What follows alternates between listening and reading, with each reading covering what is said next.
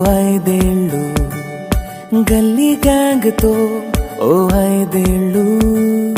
high school mates తో ఇంకో ఐదేళ్ళు ఈ కాలేజ్ బ్యాచ్ తో